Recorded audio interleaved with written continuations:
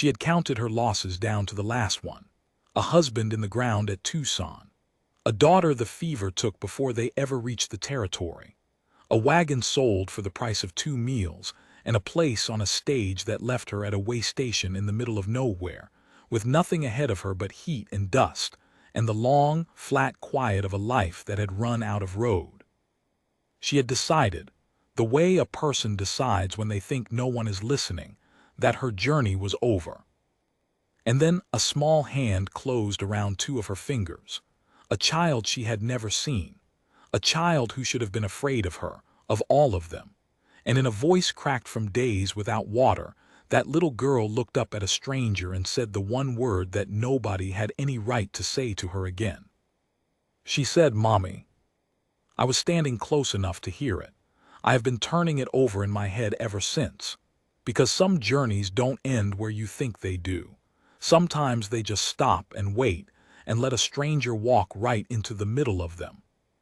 This is the part nobody out here likes to tell. Stay with me. The water in the trough was down to a brown skin you could have peeled off with a knife. And that was the first thing I noticed about her, that she stood looking at it like it was the most interesting thing in the territory. I keep a tally book, always have. Cattle, weather, the price of nails, who owes me and who I owe. My wife used to say I'd write down my own funeral if somebody handed me the pencil. So when I tell you the date was the 2nd week of September, 1886, and that the sky over the Dragoons hadn't given us a drop in 41 days, you can take it as gospel because I wrote it down before I'd had my coffee. What I didn't write down, because there wasn't a column for it, was the woman. She'd come in on the southbound the evening before. The stage out of Tucson stops at Crane's Well, that's my place, or what's left of it, to swap teams and let folks stretch and pretend the beans I sell them are worth the dime I charge. Most go on. She hadn't. She'd paid for a night in the Linta where I keep travelers who can't make the next town. And in the morning, when the stage rolled north without her, she just stood there in the yard and watched it go like a person watching the tide take something they'd thrown in on purpose. Then she'd walk to the trough and looked at the water. I want to be honest about how I saw her, because later on I'd be ashamed of it. I saw a problem. A woman alone, no ticket onward that I could tell, no man, no money I could smell on her, and a drought eating my grass down to the roots. The last thing Crane's Well needed was another mouth that couldn't pay. I'd had 3 families come through that summer who left owing me, and I'd let them, and a man can only afford to be soft so many times before the bank does his being hard for him. So I went out there meaning to find out her plans. I had a whole speech. Up close she was younger than the way she carried herself. 30 maybe. Dark hair gone loose at the temples, a dress that had been good once and had been mended at the elbows by somebody who knew how to hide a seam. Her hands were the part that stopped me. They were a working woman's hands, scarred across the knuckles, but they were folded in front of her like a churchgoer's, dead still. And I have learned in my years that stillness in a person's hands is not always peace. Sometimes it's the opposite. Sometimes it's a body holding itself so tight, there's nothing left over to shake with. "Ma'am," I said, "stage won't be back through till Thursday." "I know," she said. She didn't look up from the water. "You waiting on the Thursday one?" "No." I waited. She didn't fill the quiet the way most folks do. I'll admit that rattled me a little. I'm a talker by trade, you have to be, running a well where the whole business is being the only friendly face for 30 miles, and I'm not used to people who'll let a silence just sit. "Then I guess I'm asking," I said, "what it is you mean to do." She turned her head then and looked at me, and her eyes were the same color as the water, brown and gone flat, and she said, perfectly calm, "I hadn't planned on doing anything else, Mr. Crane." I didn't understand her right away. I want that on the record too. I thought she meant she had no plans, the way a traveler doesn't. It took me the better part of the day to understand she'd meant she had no plans at all, in the largest sense a person can mean it. That she had come out to the territory carrying a life, and somewhere on the road that life had been taken from her piece by piece, and she had arrived at my well with the last of it and set it down, and she was waiting, not for a stage, for the simple business of stopping to finish itself. Her name was Cora Mercer. I got that much from the stage manifest, not from her.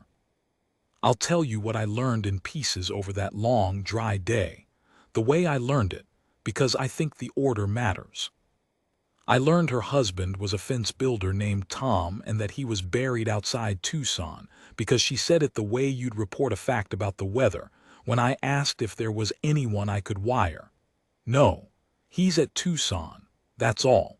2 counties of grief packed into 4 words and a flat voice. I learned she'd had a daughter because she flinched.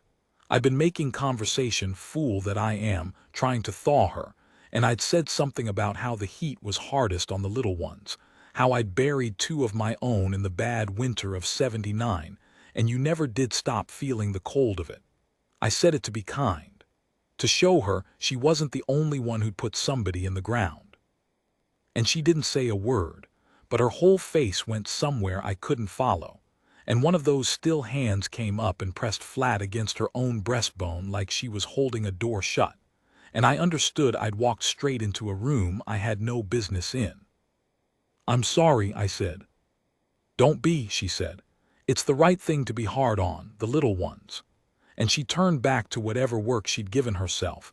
By then she'd taken it on herself to scrub my filthy stage stop windows with no rag and no thanks, just because I think a body in motion isn't a body that has to feel. "It's right," she said again, quieter, mostly to the glass. So that was Cora Mercer, the morning the child came. I didn't see how she arrived. Nobody did, and that was the strangeness of it that the men talked about for weeks after. The country around Crane's Well is open as a tabletop. You can watch a rider come for an hour before he's near enough to spit at. But this child was just there, at the edge of the wash where the mesquite gives a little shade. The way a deer is suddenly there when you've been staring at the place it's standing the whole time and your eye finally agrees to see it. A girl, 4 years old I'd have guessed, maybe 5 and small for it. Apache. Chiricahua I figured later from the cut of what was left of her clothes, and she was in a bad way. You could see it across 40 yards of dirt, the slack arms, the way she held her head, the dark crust at the corner of her mouth that was old blood or older thirst. I couldn't tell. She had walked or been carried or both, a distance no child that size had any right to survive, and she had walked it alone. Now, I have to set something down here that won't sit easy with everyone, but I promised myself I'd tell this straight. It was September of '86. 2 weeks before, Geronimo had given himself up at Skeleton Canyon, and the army was shipping every Chiricahua it could lay hands on: warriors, women, the old, the bobbies, the army scouts who'd served the army faithful, all of them in chains to Florida on the same trains. That was the truth of that autumn that the books don't always like to dwell on. Whole families pulled apart and loaded up and sent 2,000 miles from the only country God had ever shown them. There was confusion all through the mountains, bands broken up, people scattered, people hiding, people dying in the rocks rather than be taken. And here was a child, alone, who had clearly run from something or been hidden from something or lost somebody between the rocks and my well. I knew all that the second I saw her, the way you know weather. What I'm ashamed of is what I thought next, which was not my trouble.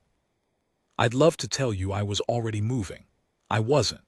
I stood in my own yard and did the arithmetic a frightened man does, the army patrols that came through, the bounty talk, the white settlers up the valley who'd lost people to raiders and would not, could not, see the difference between a war party and a half-dead child, the simple killing fact that giving water to that little girl could get my well burned and me hung by my own neighbors.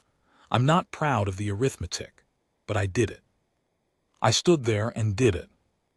And the child stood there at the edge of the wash and looked at us, and we looked at her, and the heat came down on the whole sorry scene like a hand. It was Cora who moved. She'd come out of the stage stop with a tin cup in her hand. I never did know why, and she saw the child, and I watched the whole calculation I just made never even start in her. There was no arithmetic in Cora Mercer. There hadn't been a column in her for what will this cost me since Tucson, because she'd already paid everything she had, and a person with nothing left to lose moves different than the rest of us. She just walked, cup in hand, out across the dirt, slow and steady, the way you'd come up on a spooked colt, and she went down on her knees 10 feet from the girl so she'd be small, so she'd be no taller than the child, and she held the cup out, and she didn't say a word. I'd find out later Cora didn't have any of the language. Didn't matter. There's a thing women do with their faces for frightened children that's older than any language, and Cora did it, kneeling in my dirt with the sun on the back of her neck, and the child looked at the cup, and looked at the woman, and looked back at the wash she'd come from like she was checking with somebody who wasn't there anymore. Then she came. She took about a dozen steps and her legs quit on the last 3 and she went down, and Cora caught her, not grabbed, caught with both arms, the cup spilling dark into the dirt, and she pulled that child against her chest, and the child's hands came up and fisted into the front of Cora's mended dress and held on with what was, I swear to you, the very last of her strength. I came over then, late, carrying water like that made up for anything. We got the child into the shade of the lean-to and Cora wet a cloth and worked it across the cracked little mouth a drop at a time, the way you have to with somebody that far gone, because too much too fast will kill them faster than the thirst, and she knew that, Cora did. She'd nursed somebody before. She'd nursed somebody before and lost them, and her hands remembered the work even while the rest of her was a closed door, and I watched those still hands of hers come alive over that child, and I thought, Lord, there she is. There's the woman that came out west before the road took her apart. We didn't speak much, the two of us, that long afternoon. There wasn't a need. Twice I went out to scan the wash in the high country with my glass, looking for whoever the child belonged to, a mother, a band, an army patrol, anybody. And twice I came back having seen nothing but the heat lying over the rocks like water that wasn't there. Whoever this child had belonged to was gone, or hiding so well even God had lost the trail, or on a train to Florida by now. Toward evening the girl came back to herself enough to be afraid again, which is its own kind of mercy. Fear means there's enough life left to spend on it. She woke in the dim of the lean-to and didn't know where she was, and her eyes went huge and her breath went quick and small. And Cora, who hadn't left her side, who was sitting against the wall with the child's head in her lap, just started to hum. Not a song I knew. Maybe not a song at all, just a low, broken thread of sound, the kind a body makes without deciding to. And she put one hand flat and warm on the child's chest, over that small, fast heart, and she hummed, and slow, the breathing came down to match it. I was standing in the doorway with the light going gold and long behind me, meaning to ask Cora did she want me to ride up the valley quiet-like, and ask among the friendly families was anyone missing a child. And I never asked it, because in the hush of that lean-to, with the hum trailing off and the dark coming on, the little girl reached up. She put one small scabbed hand against the side of Cora Mercer's face, the way a child does when they want to be sure you're real, when they're surfacing out of a nightmare into a body they need to be true. And she said a word. It wasn't Apache, that's the thing. It wasn't in her own tongue at all, and I have spent a year wondering at that, whether somewhere in that scattered, broken band there'd been a white captive woman, or a mission, or a soldier's wife, somebody who taught the little ones a word of English for the worst nights. Whether the child even knew what it meant or only knew it was the sound you make in the dark when you need the warm thing to stay, I'll never know. I only know what I heard, with my own 2 ears, standing in that doorway with the sun going down behind me. She said, "Mommy." Soft, a question and an answer both. And I watched it go through Cora Mercer like a current through wire. I watched the closed door of her, the door that had been shut since Tucson, that I'd have sworn no living thing could open. I watched it not so much open as break. Her face came apart. Quiet, no sound, just water running all down it and her holding that child and shaking now. Finally, the stillness gone out of her hands at last, shaking the way a person shakes when the thing they've been holding shut all this time turns out to have been holding them shut, and it lets go. and everything they buried at Tucson comes up at once. "I'm here," she said, wrecked, barely a voice. "I'm here, I've got you, I'm right here." I stepped back out of the doorway. Some things a man's got no business watching, and that was one. I went and stood by the dead brown trough in the last of the light, and I got out my tally book out of pure habit, and I held the pencil over it. And for the first time in more years than I can count, I didn't have the first idea what to write. I want to tell you I was glad. I was.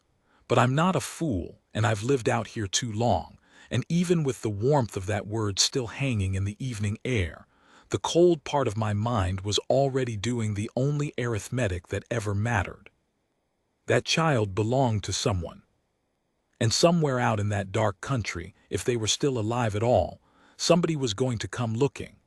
The army, with its chains and its trains. Or her own people, broken and hunted and hiding in the rocks, who would have every right under heaven to ask why a white woman was sitting in a lean-to at Crane's Well with one of their children asleep against her heart. I closed the book without writing anything. I stood a long time in the dark. Behind me, low and unsteady, and going on and on into the night, Cora kept humming. They came on the fourth day, and they came the way I'd most feared and least expected at the same time. Not the army, not raiders, but two riders in the gray hour before dawn, sitting their horses at the lip of the wash, perfectly still, watching the well. I knew before I was fully awake. A man who's lived alone in open country learns to feel a watcher the way you feel a draft. I came out onto the step with my old Spencer not raised but in my hands, and I stood there, and they didn't move, and I didn't move, and the light came up gray and then pink behind them so that for the longest while they were only shapes, and then they were people. An old woman, and a younger man beside her, maybe 20, with a rifle laid across his saddle bow and a face like a closed fist. I'll tell you what I felt, and it shames me only a little because I think it's honest. I was afraid. Not of being killed, though that was in it. I was afraid of what their being there meant. For 3 days the little girl had been mending in the lean-to. For 3 days I'd watched something I had no word for grow up between her and Cora Mercer fast. The way things grow in the desert after the one rain, overnight, urgent, like they knew they didn't have long. The child slept in the curl of Cora's arm and woke and ate and even by the third day laughed once, a startled rusty little sound when one of my hens chased her across the yard. And Cora had come back. You could see it happening hour by hour, the woman climbing up out of the grave she'd half laid in, pulled up hand over hand by the weight of one small body that needed her. She'd started talking. She'd started eating. The second morning she'd looked at my disaster of a kitchen and rolled up her mended sleeves and fixed it. And I'd had the best meal under my own roof in 2 years. And here at the edge of the wash in the gray dawn was the bill come due. The old woman lifted one hand. Empty, palm out. We're talking, not fighting. I lowered the Spencer's barrel toward the ground slow so they could see it, and we held there. Then the door of the lean-to opened behind me, and Cora came out. I tried to stop her. I said her name, low and hard. She walked right past me into the yard like I wasn't there, and I understood then that she'd seen them through the window and that she'd known, the way I'd known, what they were. And that she'd already decided something in the dark of that lean-to that I hadn't been let in on. She had the child on her hip. The little girl was awake, blinking in the new light, her arms around Cora's neck. And the second the old woman on the rise saw the child's face, something happened to her that I will not forget as long as I live. She made a sound, one sound. It carried all the way across the wash in the still air, and it was the sound Cora had made in the lean-to on the first night. The exact same sound, in a different throat, the sound that doesn't belong to any language because it belongs to all of them. The old woman put her hand over her own mouth, and the young man beside her closed his eyes for a second like a man who's been carrying a weight a long way and has just been told he can set it down. The child knew them. I saw the moment it landed. She went stiff on Cora's hip, and then she started to reach toward the riders, both arms out, and she said a word in her own tongue this time, a word I didn't know, but you don't need the dictionary to translate a child reaching for her grandmother. The old woman came down off the rise. The young man stayed up top with his rifle, covering her, watching me, and I let him, because in his place I'd have done the same. The old woman walked to the bottom of the wash and stopped, maybe 20 feet from Cora, and she looked at the child and she looked at Cora, and a great deal passed between those two women in that gap that no man was ever going to be fully party to. I did what I could, which was to find words. I'd traded enough at the well over the years to have scraps of Spanish and a few words of Apache and a working knowledge of hand talk, and between all of it and the old woman's own scraps of Spanish, we built a bridge you could just about walk across. The child's name was, I'll write it the way it sounded to me and beg pardon if I've bent it, Neba. The old woman was her grandmother. The band had been broken in the mountains, scattered when the soldiers came. The child's mother, the old woman's daughter, had been taken in the roundup, loaded on the train, gone east, and nobody knew if she lived. In the running and the hiding, Neba had been lost. 2 nights of searching the rocks, the grandmother and grandson moving only after dark, certain the child was dead, until a Mexican sheepherder 3 valleys over had told them of a story going around. A white woman at Crane's Well who'd taken in an Indian child and was nursing it, and hadn't given it up to the army. That last part the old woman said twice and looked hard at me when she said it. Hadn't given it up. I understood. By rights, by the law of that autumn, the child should already have been on a train. I hadn't sent for the army. The old woman wanted to know why. The honest answer was that Cora wouldn't have let me, and I hadn't tried very hard, and somewhere in 3 days I'd stopped being able to see the arithmetic for the child. But that's a lot to say in hand talk, so I just said, she is a child. And the old woman looked at me a moment and gave a single short nod, and that was the whole of the trial and the whole of the verdict. Now here is where the heavy thing comes, the thing I'd been dreading since the first night, and it came not the way I'd pictured. I'd pictured a fight. I'd pictured Cora refusing, gone wild, that broken open woman clutching the child the army or the grandmother or the whole world would have to pry loose. I'd braced for it. It didn't come. Cora carried Neba across the wash to her grandmother, walked right up to the old woman with the child on her hip, and I followed close, my heart going like a hammer, and I watched Cora Mercer do the single bravest thing I have ever watched a human being do, which was nothing flashy at all. She knelt down, same as the first day, so she'd be small, so she'd be no taller than anyone. She turned so the child could see the grandmother's face up close. And she said, soft to Neba, knowing the child couldn't understand the words and saying them anyway because they weren't really for the child, she said, look who came for you. They came all this way, you see. Somebody came all this way for you. And then her voice did break and she pushed on through it. That's right, that's exactly right, go on. The child looked at her grandmother, looked back at Cora. Did the thing children do, the terrible thing, where they don't know which way to go and so they look to the grown person they trust to tell them it's all right, and Cora, with the tears running and her face steady as a stone wall, nodded, smiled even, gave the child permission to leave her. I had to look away. When I looked back, the child had her arms around her grandmother's neck and the old woman was bent over her, shaking, and Cora had stood up and stepped back, 1 step, 2, giving them the ground, and she'd folded her hands in front of her again, those still hands, except they weren't still now. They were trembling. She'd let them tremble. She wasn't holding any door shut anymore. She just stood in my yard in the dawn and let herself shake and watched another woman hold the child that had, for 3 days, called her the holiest word there is. That should have been the end of it. The bittersweet end, the woman who lost everything, given 3 days of grace and then made to give it back, walking away emptied out but somehow more alive than she'd come. A clean, hard, sad ending. I half expected the old woman to take the child and turn and ride back into the rocks, and that would be that. But that's not what the old woman did. She straightened up, the child on her hip now, and she looked at Cora, really looked. The long look one woman gives another when she's reading the whole story off her face, and she saw it all. The mended dress, the flat brown eyes that had come back to life, the hands that knew how to nurse a dying child because they'd nursed one before and lost. The old woman saw that Cora Mercer was a woman who had buried her own, and she'd watched a stranger pour 3 days of mother love into a child with no thought of keeping her, and then hand her back without a fight. The grandmother said something to the young man up on the rise.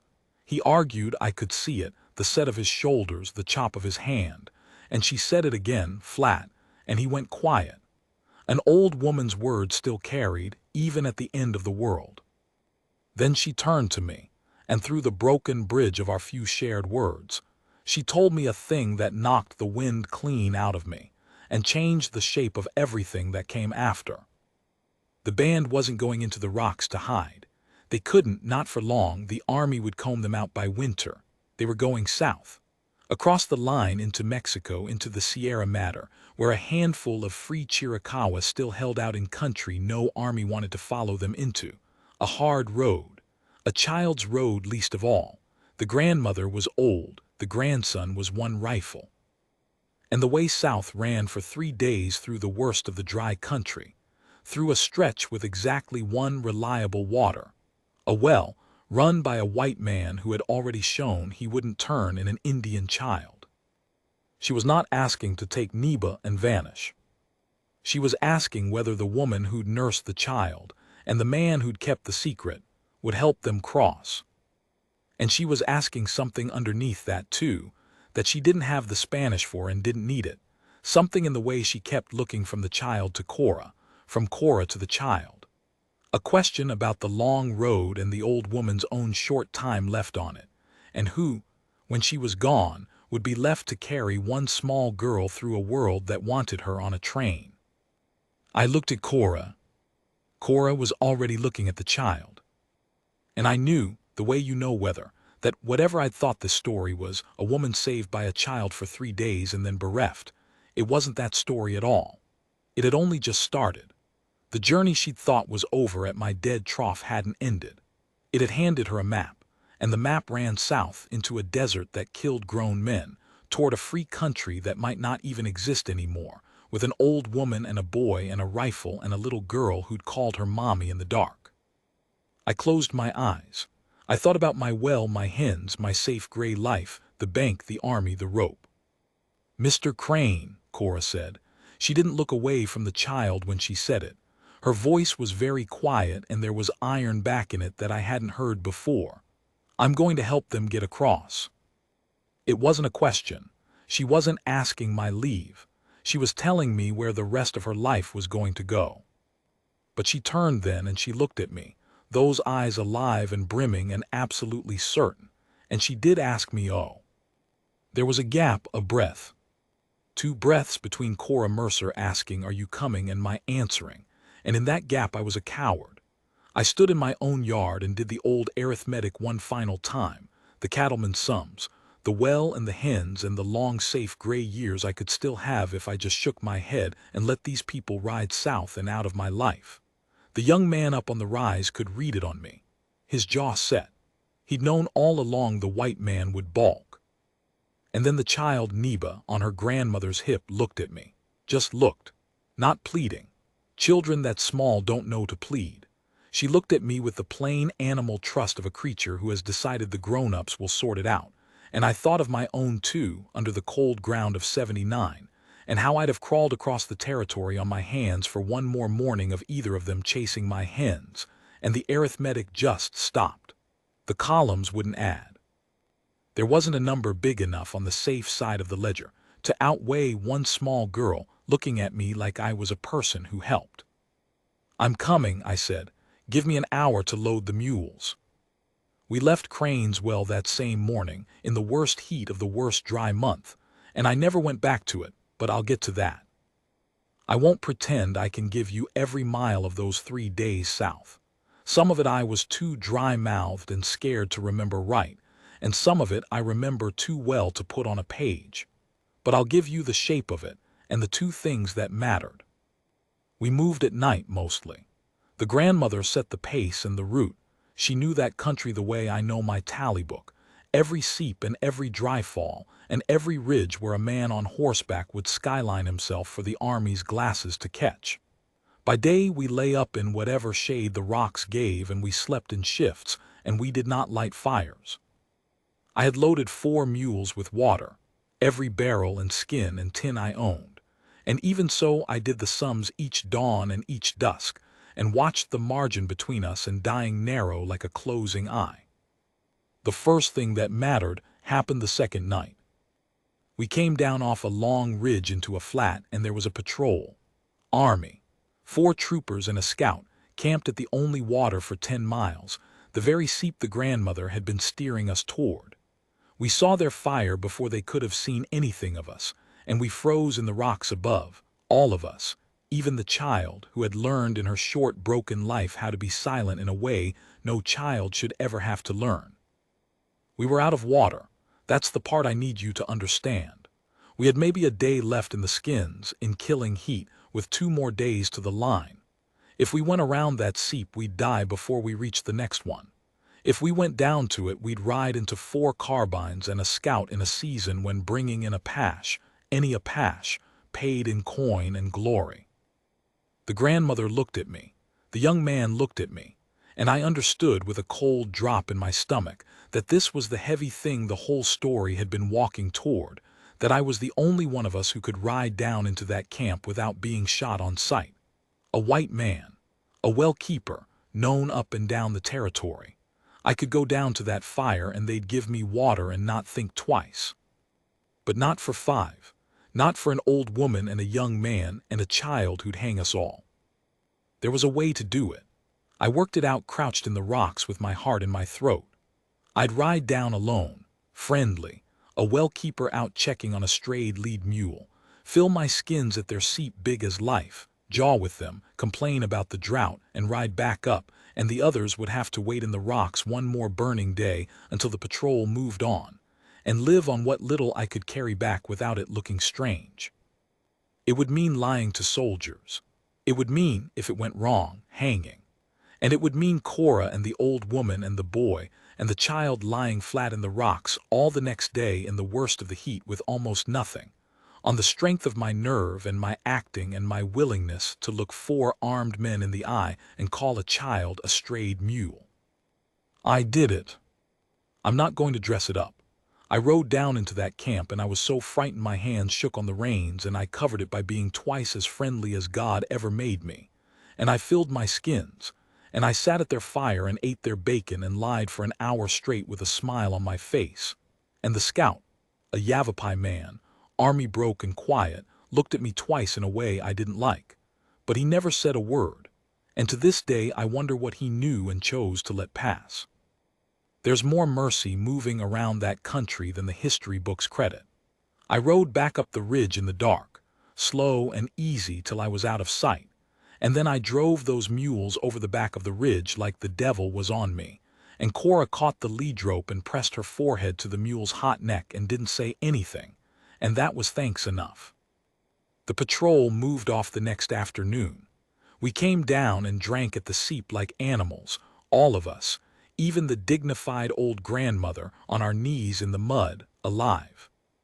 The second thing that mattered happened on the 3rd night, the last night, within sight of the line. The old woman fell. She'd been failing the whole way. I'd seen it and said nothing, because what was there to say? And on the last climb her heart or her strength or both just gave, quiet, the way the strong old ones go, and she went down in the rocks and didn't get up easy. The young man knelt over her. Cora knelt over her. And the old woman, when she could breathe, didn't waste her breath on her own dying. She spent it on the child. She called Neba to her. She said a long thing to the boy, who wept openly now, all the closed fist gone out of his young face.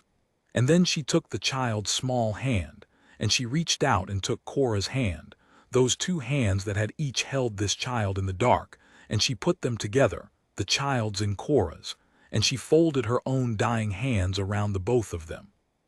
She didn't have the words for me, to be sure, but you didn't need them. Some things a body says with the last strength it owns are clear in any tongue under heaven. You came all this way for her too. When I'm gone and the boy must fight and may die, she'll need a country to be carried into. Be that country. She died before the dawn, just over the line, in the free dry hills of a country that wasn't hers either, but was at least not the one with the trains. We buried her there. The young man, his name was, near as I could say it, and I'll not bend it further, the young man sang over her, and then he stood up, and he was the whole of the band now, one rifle and a child, and he had a hard choice of his own to make, and he made it fast, the way the young make things when there's no time to make them slow. He could not raise a child and fight a war and run a desert all at once. He knew it. The free Chiricahua and the Sierra Matter were a handful of half-starved holdouts in their last season, and he meant to go to them, and there was no place in that for a 4-year-old girl. He looked at his grandmother's grave, and he looked at the child, and he looked at Cora Mercer for a long, long time. I won't tell you everything that passed between them, partly because some of it was in a language I didn't have, and partly because some of it wasn't in any language at all. But the end of it was this. He knelt to Neba and he spoke to her, low, in their own tongue, things I'll never know, the names of her people maybe, the things a person needs told so they carry it even when they can't remember being told. And then he stood and he put the child's hand back into Cora's, the way his grandmother had, and he stepped back. 1 step, 2, the same step Cora had taken in my yard 100 years ago and 3 days ago. He gave her up so she could live. And then he turned and he went south into the hills with his one rifle to find the last free people of his nation. And I have never learned what became of him, and I have made my peace with never learning, the way you make peace with a held note that just stops. So I'll tell you how it stands now, and then I'll stop, because Cora always says I explain a thing 3 times past where it needed stopping. We didn't go back to Crane's Well. There was nothing back there for a man who'd run an Indian child across the line, and I found, somewhere in those 3 days, that there hadn't been much there for me before either. We went on south and west and made a life under different names in a valley where nobody asks a couple how they came by a quiet little girl with dark eyes, and where I keep a different well now and a tally book still, out of habit. Cora married me in the spring.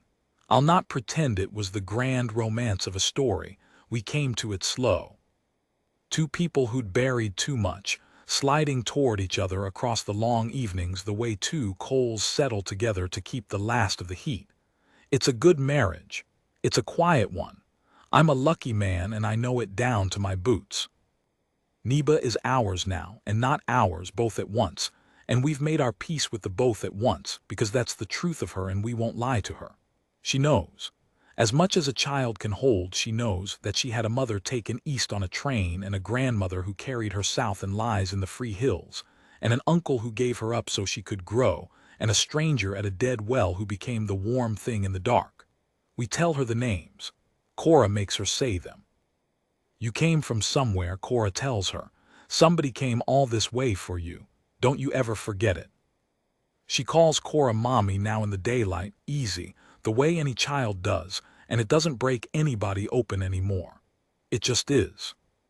But sometimes, on the hard nights, the nights the desert wind comes up and gets into a child's dreams, I'll hear her wake, and I'll hear her say it the old way, soft, a question and an answer both, reaching up in the dark to make sure the warm thing is real and will stay. And I'll hear Cora answer her, every time, the same words she said the very first night in the lean-to at Crane's Well, when a woman who thought her own journey was over found out it had only been waiting. I'm here, I've got you, I'm right here. I lie in the dark and I listen to the 2 of them, and I think about an old woman's hands folding 3 hands together over a child, and a young man walking south into the last of his war, and all the people it took, the living and the dead, the white and the Chiricahua, to carry one small girl far enough that she could grow up and someday tell this story herself.